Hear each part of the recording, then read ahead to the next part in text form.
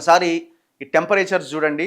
భగభగ జగిత్యాల జిల్లా జైనలో 44.4 డిగ్రీల ఉష్ణోగ్రత నమోదైందట. పలు జిల్లాల్లో 44 డిగ్రీలకు పైగా ఉష్ణోగ్రతలట. అంటే 45 డిగ్రీస్ ఎండ ఉన్నది.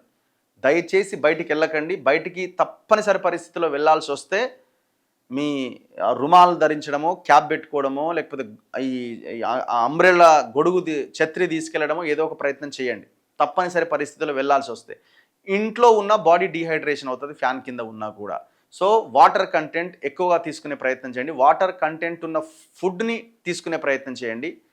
మసాలాలు, బిర్యానీలు ఇవన్నీ కొద్ది రోజులు తగ్గించే ప్రయత్నం చేయండి. ఇంకా ఉష్ణోగ్రతలు పెరిగే అవకాశం ఉందట. ఈ టెంపరేచర్స్ ఎక్కడ ఫ్లక్చువేట్ అవుతలేవు. మళ్ళీ జనరల్గా 42, 43 వరకు వస్తే మళ్ళీ తగ్గుతాయి, పెరుగుతాయి, ఇట్లా ఉంటుంది. సో అది ఓకే. కానీ పెరిగిన ఉష్ణోగ్రతలు దాదాపు ఒక 10, 15, 20 రోజులు కాన్స్టెంట్గా అట్లా ఉంటున్నాయి. ఇది చాలా ప్రమాదకరం.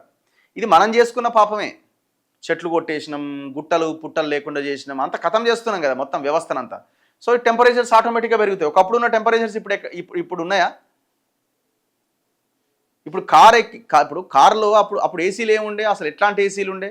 ఇవాళ రేపు కార్లో ఉన్న ఏసీ కూడా సరిపోదు. ఇప్పుడు అంత భయంకరమైన టెంపరేచర్స్ ఉంటాయి. శని ఆదివారాల్లో పలు జిల్లాలకు వర్ష సూచన కూడా ఉందట. ఈ వర్షాలన్నీ చెడగొట్టే వానలు ఇవన్నీ.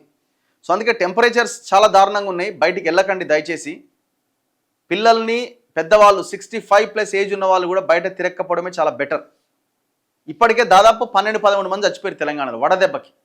12-13 మంది చనిపోయారు. ఇగో మేడా లక్ష్మి ఆంజనేయులట. రాష్ట్రంలో ఎండలు మండిపోతున్నాయి. ఆదిలాబాద్, జగిత్యాల, ఆసిఫాబాద్, మంచిర్యాల, నల్గొండ, నిర్మల్, నిజామాబాద్, కామారెడ్డి, కరీంనగర్, సిద్దిపేట తదితర జిల్లాల్లో శుక్రవారం 44 డిగ్రీలకు పైబడి గరిష్ట ఉష్ణోగ్రతలు నమోదైనవి. మిగిలిన అన్ని జిల్లాల్లో 41.5 నుంచి 44 డిగ్రీల మధ్య పగటి పూట ఉష్ణోగ్రతలు రికార్డైనవి. జగిత్యాల జిల్లా ధర్మపురి మండలం జైనలో అత్యధికంగా 44.4 డిగ్రీల ఉష్ణోగ్రత నమోదైందని హైదరాబాద్ వాతావరణ కేంద్రం ప్రకటించింది. అలాగే నిజామాబాద్ జిల్లా ఎడపల్లి, పెర్కిట్, ఆదిలాబాద్ జిల్లా బేలా, నిర్మల్ జిల్లా ముజ్గిలో 44.3 డిగ్రీల గరిష్ట ఉష్ణోగ్రత రికార్డైంది. రాబోయే 3 రోజుల్లో గరిష్ట ఉష్ణోగ్రతలు 1 నుంచి 2 సెంటీగ్రేడ్ మేర పెరిగే అవకాశం ఉందని హైదరాబాద్ వాతావరణ కేంద్రం హెచ్చరించింది. ఆసిఫాబాద్, ఆదిలాబాద్, మంచిర్యాల జిల్లాల్లో అక్కడక్కడ శనివారం వడగాల్పులు వీస్తాయని పేర్కొంది. జయశంకర్, భూపాలపల్లి, ములుగు, భద్రాద్రి, కొత్తగూడెం, రంగారెడ్డి, వికారాబాద్, సంగారెడ్డి జిల్లాల్లో అక్కడక్కడ వర్షం కురిసే అవకాశం ఉంది. ఆదివారం కూడా కొన్ని జిల్లాల్లో తేలికపాటి నుంచి మోస్తరు వర్షాలు కురిసే అవకాశం ఉంది. వడదెబ్బకు గురై రాష్ట్రంలో 3 ప్రాణాలు కోల్పోయారు.